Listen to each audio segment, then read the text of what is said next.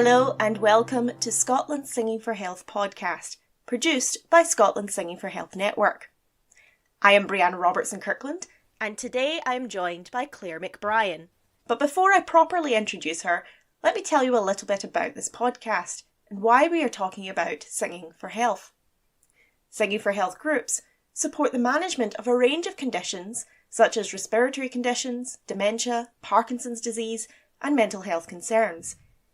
In each episode of the podcast, we'll be talking to singers, singing group leaders, researchers, and medical practitioners to find out more about the benefits of singing and what Singing for Health activities are taking place all around Scotland.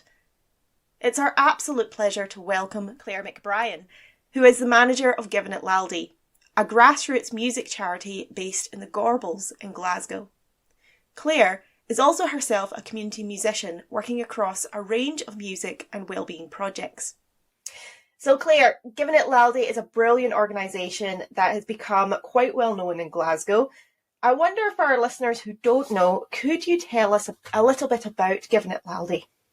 So Givin at Laldie, we're based down in the Gorbals in Glasgow. We run about 9 weekly music sessions, which range from a youth choir to production classes to singing in dementia units to daytime choirs. We run a bunch of different levels of guitar lessons and things like that as well. So the whole ethos is that the classes are free, welcoming, fun and inclusive, and that the real focus of why we do it is to bring people together, to make connections with one another, and to help people either sustain or improve their mental health and physical health and well-being. And if it doesn't meet those two criteria, then we don't do it. Amazing. And so when did this all start? So I think it originally started in 2010, if I'm not mistaken, with one choir that was in the church, and then it became an independent charity in 2012. So we're still quite new really, and we're very small. We're very, very small. It's all part-time staff members, but we're growing. It's been really exciting over the past couple of years, and we've managed to take on a few new members of staff and expand what we're doing. And we now kind of have these 3 streams of work, which is really nice. We've got our youth music work, we've got our adult work, and we've got our creative aging work as well. So it's lovely to feel like it's all neat and we know exactly what we're doing and why we're doing it. But we're very much community. We're rooted in the Gorbals. We're for the Gorbals, and we build on the strengths and the talent that's there. And how did you get involved in the organisation? So I started about 4.5 years ago. It'll be 5 years in April. I've been working in community music in all different types of roles for about, I think, almost 10 years now. And when I saw what it stood for and what they were about, I was just really interested in it. I was working for a youth work charity, and I just finished up leading a project which was songwriting for young asylum seekers and refugees, and we'd released an EP and everything, and it was really exciting. So it was really hard to leave that project. But when I just saw the range of what Givin at Laldie does and what it stands for, I thought I would give it a go. Oh, wonderful. And so can you tell us a little bit about the singing activities that take place? So we have a number of different singing sessions, and they're all done a little differently, which is I think the main strengths of Givin at Laldie is that it's long-term engagement. Like, it's years and years of the same choir or singing group, and each singing group is completely unique to the people that are in it.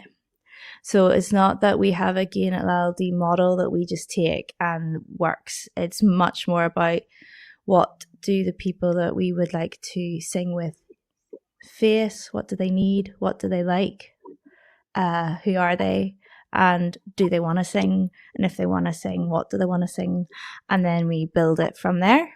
So the singing that we have In the dementia units, for example, it's an amazing practitioner. Michelle goes into 2 local dementia units, each of them once a week.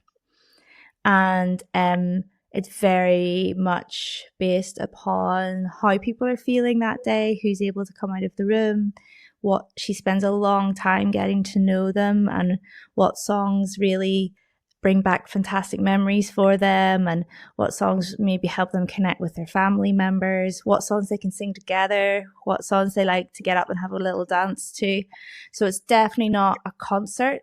It's singing together with the strengths and the talents in that room and the interests and what they love. When Michelle then goes into the sheltered housing session, the singing's mixed in with storytelling, and it's mixed in with jokes. There's group singing, and then there's moments for people to do their party piece, and it's very much a give and take, and it's about creating that community with one another. And then I suppose we have it's not a choir, actually, we call it a singing group. We've got our adult singing group is called Sing for Life, and there's now 20 of them. We were trying to keep it small. We've had to cap it at 20 because we're like, once you get past 20, it's not small anymore. But they meet each week, and I suppose that's more closer to what you would call a choir. They sing different tunes together. So they sing in rounds, and it's much more, I suppose, led by the leader. That's what they like and they want. They want to learn to sing harmony. They want to learn to sing rounds. They like being held in that way by a singing leader. So they come together in an afternoon. But again, it's just as much about them being able to have a tea and coffee at the break, learning new things together, making friends, as well as benefiting from all the amazing health, the health benefits of singing together. And then we have kids choirs. Again, that's very different again. The kids sing pop songs mostly. That's really exciting because it's bringing kids together from the 2 local primary schools who might not be pals otherwise. So there's a lot of work done to play music games together, to get to know one another, to work together rather than see the other school as, like their competition, and to work towards performances. And the kids love making YouTube videos and they love being, part of online stuff. So again, that's really, really, they're all really different. How they're led is completely different. What songs they sing is completely different. How the practitioner works with the group is completely different. And it's long term, as I said before. And I think that's why what we do works and why we have the waiting lists, because we're rooted in a place and we've spent a long time building up trust, which I think is really important when you're asking people to sing together. Absolutely. And it sounds like your practitioners aren't just in one place, but they're actually going out into different parts of the community. We have some places, so Michelle's very much going to where people are because that's what they want and need. Other people, it's actually more important for them to get out of the house. So for our Sing for Life group in particular, we've had feedback that, that's what they get well for, so they spend their week sort of making sure that they're well on a Wednesday to be able to come. And so that focus is really, really important. And which is wonderful, but it's also a lot of pressure. That's why we hold it with us and we create a really safe environment. It's been interesting with the schools. We used to hold it in the schools, but put a lot of pressure on us and the school actually to have space available, and we got papped about a wee bit. So last year we decided to take the kids choir into our space, which has actually been a huge, huge success because we're able to, Mark's the choir leader, spends a long time considering what the light looks like and where the chairs are placed and what activities have been set out before they start singing and what songs are on in the background when they arrive and what do we have on the screens and where do they snack. And having that level of control over a space has really, really enhanced their transition from school into singing time, which means when they do sing, they're in a much better space for it and they're much more able to learn and have fun and work together. And I suppose that feeling of community between the children, that they're not in each other's schools, has really helped as well. So it's more work for us, but I think it's definitely, I'm fascinated by the role of space and where you are for choirs, and community work in general. It really makes a difference. People deserve high quality experiences. Just because it's done by a charity doesn't mean you should be in a cold, drafty hall somewhere. You should feel warm, and it should feel exciting, and it should feel like an exclusive experience that you're getting, Absolutely, and that's a really important message. It's one that's not come up a lot in our previous discussions, but it's one that I can see is like so important to health, well-being, and to making the singing experience joyful.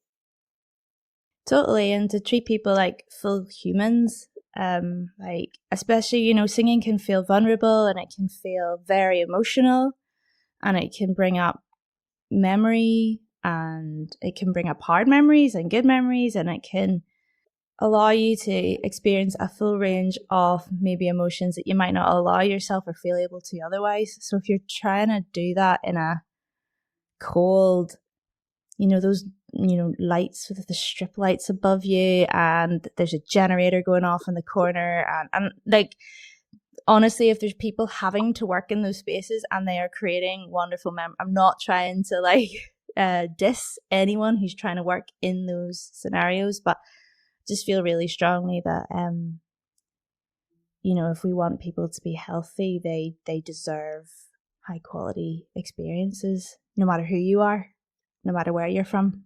You shouldn't have to access the arts in a less exciting way. Of course. And you've done an awful lot of work making these connections with these various community groups and organisations. How have you managed to do that over the years? Little by little, slowly. I'm extremely lucky that our two main community musicians, who I've worked with now for the past 4 to 5 years, it's been the same person. They're so dedicated to their role, and they are so dedicated to doing the work in a way that suits the people that they're working with. To the point that they're so flexible that sometimes I have to be like, please rest. Like, my main job as a manager is like reining in the enthusiasm and the dedication and the hard work that's put in. So the reason that we now are at a stage where Michelle can go into there's new sheltered housing accommodation being opened in the Gorbals. It took her 4 years, honestly, of like very gently meeting people, knocking doors, trying to find the right person, navigating the like labyrinth of people you need to speak to get a room open, coming back again and again and again, so that the people that she's working with trust that she is coming back, and that she cares, I think is why we have these connections and why we're able to be as flexible as we are now. I think it's really, really hard to do that as arts organisations. So I feel very fortunate that we have got that long-term staffing of people. And it's something that I keep trying to shout from the rooftops so that funders and people in positions of power can understand how much that matters. Because I suppose, when we describe ourselves, we are a community organisation that works with music. We're not an arts organisation that sometimes does outreach. I think that's a key difference. Yeah, and it's interesting, sometimes we're approached with people who are the other thing and they just want to come in for a month or two or a couple of weeks and do a thing, and quite often our participants just aren't that interested because they're like, who are you? When you're working with communities who've kind of, the Gorbals has gone through loads of regeneration. They've kind of had their housing torn apart and then rebuilt, and high rises thrown down and then rebuilt, and they've had all sorts of like different things done to them without their permission. So it's understandable that they are fiercely proud of who they are and their talents, and you need to go in looking to get to know people genuinely as human beings and not people that are just going to show up at your choir. So really what's at the heart of Givin at Laldie, but also the communities that you work with, is building a sense of stability. Yeah, stability and trust and listening and trying our best to respond to who they are and what they want, and being flexible with their needs. I know, for example, when we're going out to shelter housing and dementia units, sometimes it's a different time every single week because that's what they need. Other people, like our Sing for Life group, that must be at the same time every week, and the team at break must be at the exact same time every week with the same provision, and things like that. So it's again being really responsive to the particular group that you're working with, which is harder work, but it's important. Of course. And I suppose in the last few years where we've lost our sense of stability during the pandemic, how has that affected Givin at Laldie and the work that you're doing? Yeah, it was a really tough time. We kind of did, I think, what a lot of organisations did, and we focused on connection over musical output. So we started off with some like Facebook singing sessions just to have something people could sing along to, and we put some stuff on our YouTube. We then started the Zoom sessions like everyone else. But we took the pressure off ourselves for it to be a musical masterpiece, and it was more about being able to see each other's faces and chat and figure out how everyone's getting on. We did a bunch of other things by post, so we made playlists on MP3 players. Michelle, again, and this is only possible because she knew everyone individually by name and what songs they liked. She made them up playlists, and we sent them that with big headphones. So they went into the dementia units and the sheltered housing with cards and stuff like that. That's another thing that we could only do because she's worked with them for 4 or 5 years. We sent out Christmas cards, and we did choir in a box for our Sing for Lifers, where Kirsty made a CD because loads of them still had CD players. Actually, and they didn't have access to internet, so that really worked for them. So we had a couple of tea bags, hot chocolate, some biscuits, and then a CD that they could put in and sing along to. That really meant a huge amount to that group, actually. One guy said that it made him meet his neighbours because he was singing along, and they knocked the door to tell him he was a really good singer. So that was a really nice bit of feedback. And other people just said it just made them feel not forgotten about. So we tried to combine digital online stuff with more physical things for people.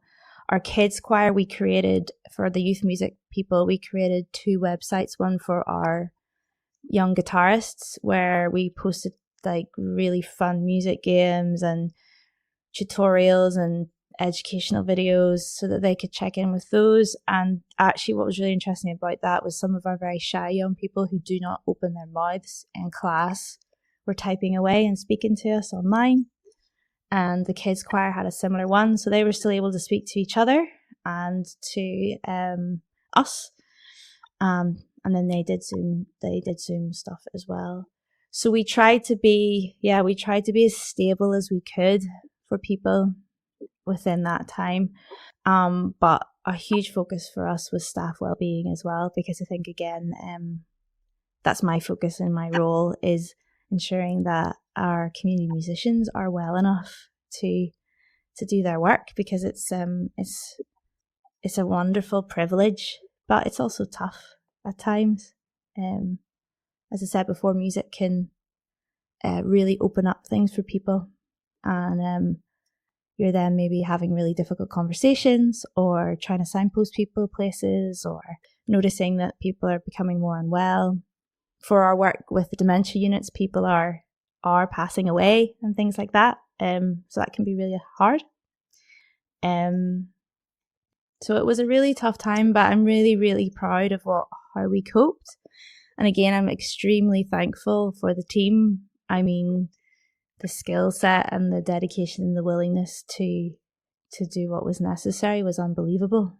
It was a stressful time for me to try to be a leader during that really uncertain time, but I never once doubted my team's ability. So that took a huge amount of pressure off me. But yeah, it is one thing I try to talk about a lot is how we're taking care of our community musicians, their mental health and their physical health as well. So that was my main priority, checking in on people. Do you have initiatives in place to safeguard your community musicians? Like, what kinds of things do you do? I mean, we have the usual stuff where they get regular support and supervision and training and all that stuff. But to be honest, I think rather, this is my personal opinion, this is encouraging people to rest and be realistic, and being okay if things don't work out the way they were planned, and allowing people to try new things and make mistakes, and just creating a general ethos of like,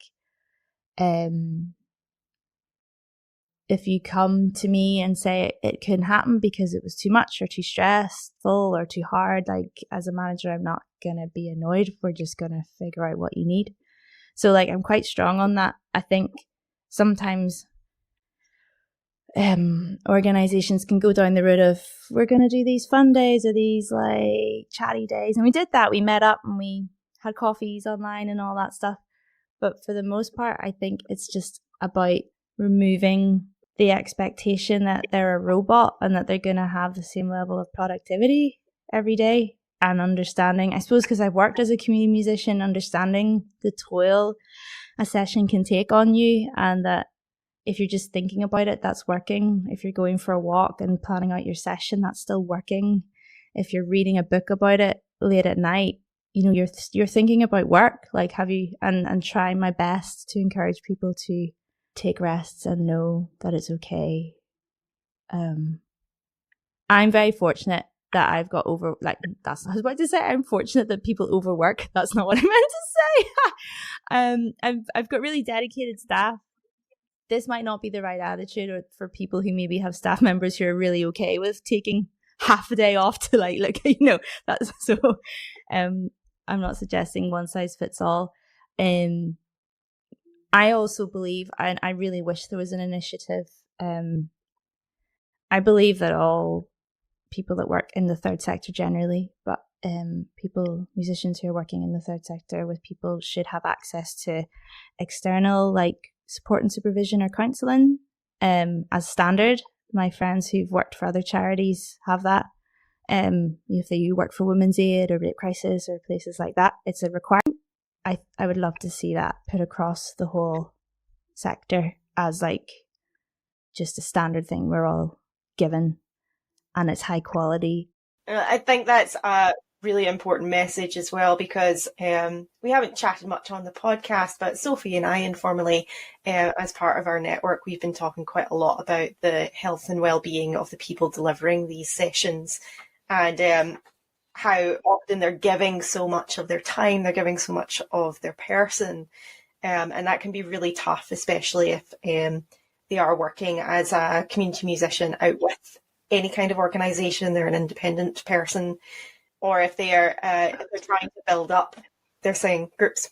Yeah, and I think I really have seen how the fact that we're employing musicians to be musicians, and they get all of the benefits of being employed, has been huge for our organisation, not just for them. Versus we have, again, I'm so lucky we do have 2 or 3 very dedicated members of staff who want to remain freelance, and that's fantastic that it suits them. But I would be interested to see the notion of community musicians having to be freelancers and working for maybe 4 or 5 different organisations challenged. So I've done that, and I do that. I do this job 3 days a week, sometimes 4 days a week, and then I do community work elsewhere, and it works for me and I love it. But yeah, they're giving so much of themselves, their person, their time, their skills, and quite often working in quite tough settings without any of the debriefing time or support that you would get otherwise, holidays, sick pay. So, and also just they should be paid well. They should be paid well. We try our best, but we're small. Of course. And again, that's another conversation that constantly comes up. Probably got a podcast episode all dedicated to itself. But it's something that, as a network, we're very aware of, that there is funding is vital to make these types of community groups and singing for health and wellbeing actually function. And without funding, you're then relying on people's voluntary time. And for a lot of community musicians, they can't offer free voluntary time. It's just not possible to do that and to learn. Absolutely. And I think it devalues it. It's a really tough thing. And I think about it quite a lot. Like if we're going for funding and maybe we're up against a type of activity that's much cheaper, how do you sell the value of music versus that? But I've never actually really had a problem. I do think people are starting to realise how valuable music and creativity and arts are to people's health and well-being. And, even with the new social prescribing stuff that's coming out and the idea that people are being referred to these activities by GPs and all of that stuff, but yeah, it needs funded.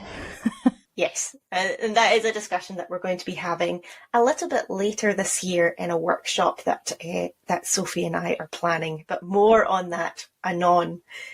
So let's get back to Givin at Laldie and your singing sessions. I know that you operate a lot of different community groups, and so sessions might look very, very different. But let's just focus on the choirs that you have coming into your setting. What does a session look like? Okay, I suppose we'll go for the Sing for Life group. So they meet on a Wednesday afternoon. They come, we meet at Gorbals Parish Church. They've got this very nice modern room we use. They've also got a cafe space out the front. Sometimes they come a little early and they sit and eat food with the group. The church actually, separately to us, operates a little baking group that conveniently sometimes has food. So quite often they'll come and have a wee bit of that, and they'll arrive. They do have some time to talk and chat. Before COVID, and I think we might go back to this, we used to lay the chairs out in a circle rather than rows. But then when COVID happened, we just thought for safety we should we still sit the chairs quite far apart and everything for people, especially if quite a lot of folk that come to that group are just living with different health conditions that we need to be mindful of. So they come in, they start singing, they do some warm-ups, they do some fun songs that they've been doing before. Then we have a coffee break where they can have tea, coffee, biscuits. They chat to one another. That's quite fun. And then after the break, there's maybe any announcements we have about, opportunities coming up with us or shows, or if we can get them sometimes we can get them reduced tickets to theatre shows elsewhere and things like that. And then we have the second half of singing, which is usually more sort of songs that they're working on that are maybe required to be delving in a bit deeper. I think the way it's taught is very much call and response. There are lyric sheets available for people who like to use them. For others, we teach it line by line so that you don't need to read the lyrics. And it's just very simple and very lovely. So it's a combination of songs a lot of people know already to get that immediate hit and lovely, cozy, fun feelings. And then the second half, there's maybe a tiny little bit more delving into some of the technicalities of maybe breath work or harmony, or maybe if they're working towards a show, they'll finesse some of those. And then it ends up after about an hour and a half, it's over, and people are welcome to sit and have a few tea and coffee again if they want. And we're really happy we can do that again. For a while with COVID, people were just like ushered straight out the door so that we could like clean up the space for the next group coming in. But now people just hang around and we set up the next space around them. And the young guitarists are then in by about 3:30. So there's only about a half-hour turnaround before the next group starts. So it's very simple, very gentle. It's 20 people max. And so you've already spoken about how your location, the Gorbals, is absolutely vital to the work that you're doing.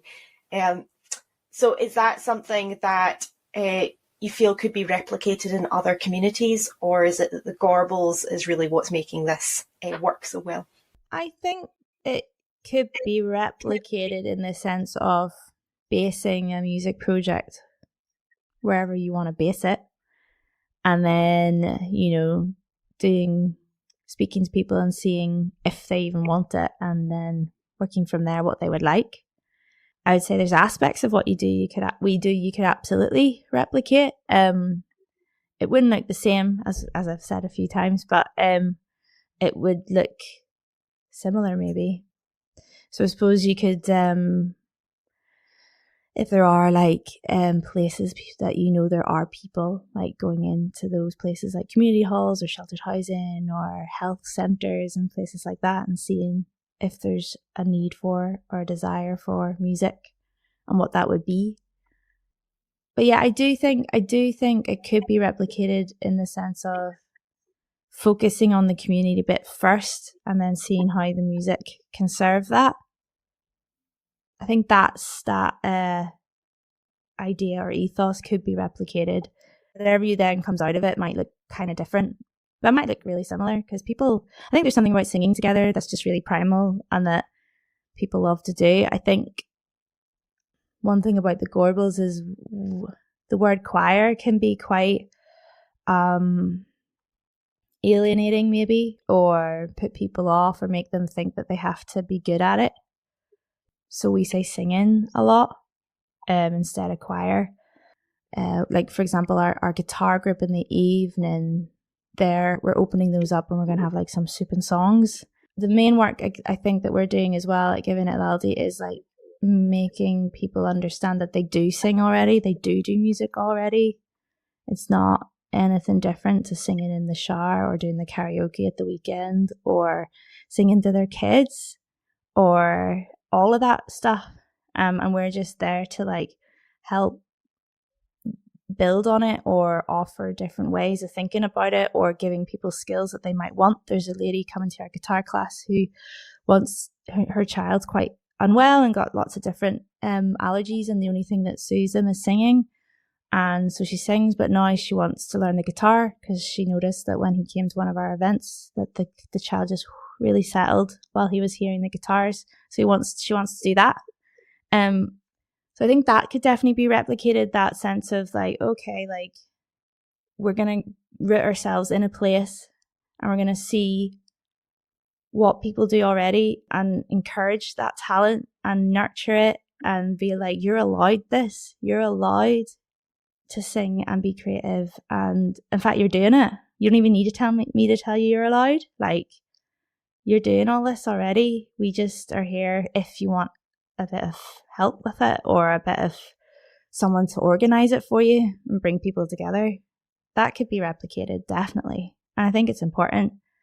I think it's a bit about placemaking as well and memory making for us. You know, how we can create concerts and moments that are so exciting that you don't forget that we're in your home where you're from.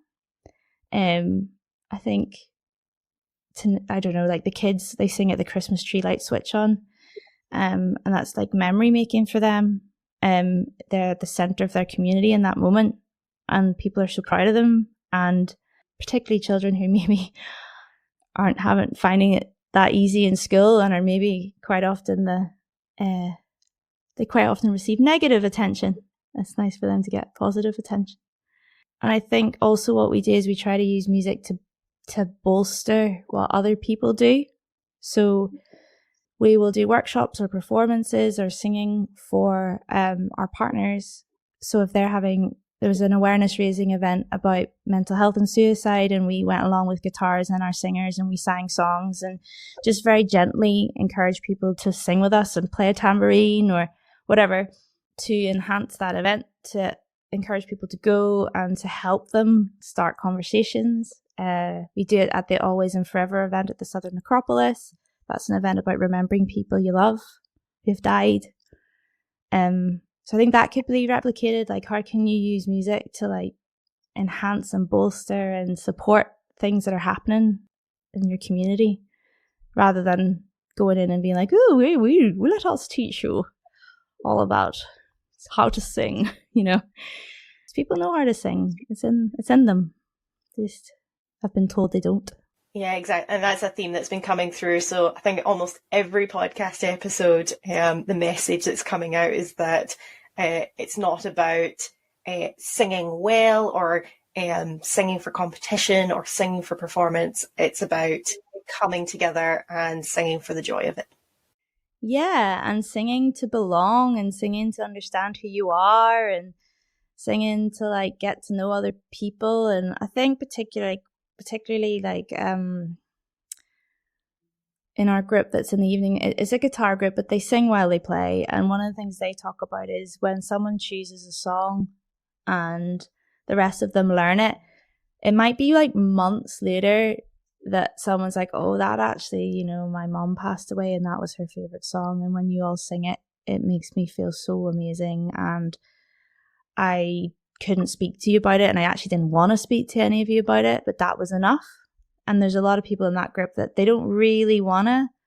It's really interesting. They're so different to all other groups. They don't really want the tea and coffee or anything like that. They're like, we want to come and we want to play guitar and sing for as long as possible. But they connect in that, I suppose, more up in the air way, where they're heard through the music. They sing the words together and no one asks them questions. They're just accepted. They can come. And I think that's another thing about the long-term thing as well, is if they're going through something and they're not there for 4 or 5 months, 6 months, if they show up, it's like no questions asked. Great to see you. Come on in. And they don't need to explain themselves. So I think there's something about music that allows that to happen that maybe is very, very unique. It's really intangible sense of belonging and acceptance, and which is vital for our health. Absolutely vital, especially right now. Yeah, absolutely. And so it sounds like you've gathered quite a bit of feedback from the people who come to your sessions and groups. Is that right? Yeah. They're very generous with when they chat to us.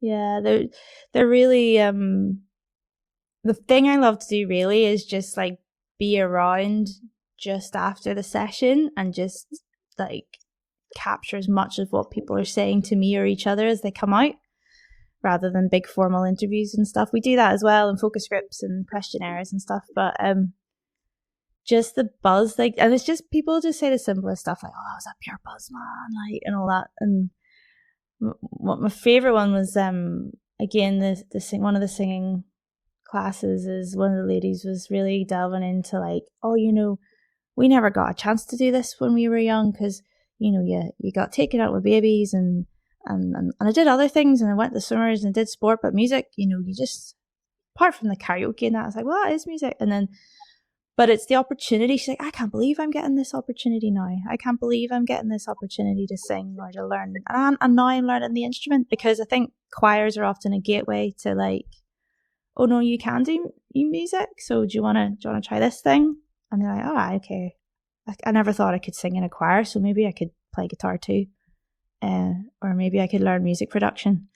I can't believe it. I just never was. And people laugh at me and all that. And I had to actually hide my guitar the other day in case people, and it's just all the stuff about how it then opens up conversations with their friends. And then there was someone else saying how she now leads the songs on her walking group. So they'll be halfway up a mountain and she'll be like making them sing the songs that she's learnt with us. And There's other people that now volunteer in other places to sing, because they feel they can. And other people singing to their kids or learning the songs that the children are doing with us at Kids Choir so that they've something to talk to their kids about, or, all that stuff. Seeing the difference in people in the dementia units. I think it's wonderful. It makes the job worthwhile, actually. We get a lot of feedback about how much it means to people, because I still think, unfortunately, it's not that common. The opportunity to do it, and the opportunity to do it in a way where you don't have to audition or feel intimidated, or, I do think there's a dark side to some choirs, some places sometimes that put people off. And those places, and that should exist, people who are parts of things that are pushing you to sing at your best and create these amazing sounds and stuff. But that's not what we're about. And it's really nice to see people grow in self-belief and get a kick out of trying something new, even at 80, some of them, It's nice. So what are the future plans for Givin at Laldie? We are, our new motto, what was it? Growing out, not up. So we want to just stay rooted in the Gorbals. We've got waiting lists for nearly all of what we do. So it's trying to grow sustainably, and make sure that we have the right resources we need. But just really, I think more of the same, more of building on the different groups, seeing what they want to do next, and finding ways to support that. It's a brilliant problem to have. If there was the opportunity to do it every day of the week, we probably could, if the money and people were there. But more of the same. Just being really rooted in the Gorbals, taking part in community events again has been amazing. We've got a winter warmer coming up, so that's very exciting. We've not managed to do that for 2 years, so we are in partnership with the Sitz Theatre. They put on a play and we sing as part of their play, and that's going to be fantastic.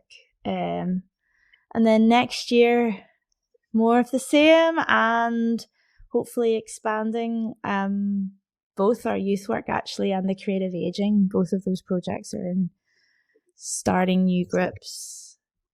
Creative ageing in particular, there's a lot of sheltered housing accommodation who'd love us to go in, so we're just trying to figure out how to manage that. Well, it sounds like there's an awful lot going on and a bright future ahead for the organisation. So how can people find out about your work?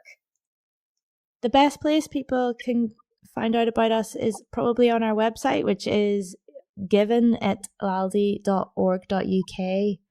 We have spelt Givin it wrong, so it's GIVINITLALDIE.org.uk. So they can go to our website, and then our phone number's on there if they want to find out more. And that's probably the best thing to do. Give us a call if you're interested in any of our groups. We'll chat it through with you. Wonderful. And we'll also put the link to the website in our show notes below. It's been a pleasure having you, Clare. Thank you so much for speaking to us about this wonderful initiative of Givin at Laldie.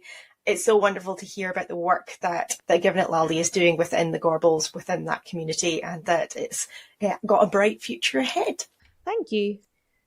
Thank you all for joining us today. Next week, we're joined by Deborah Hamilton and Alison Leach, who'll be talking to us about arts and social prescription in Scotland. Thanks for listening.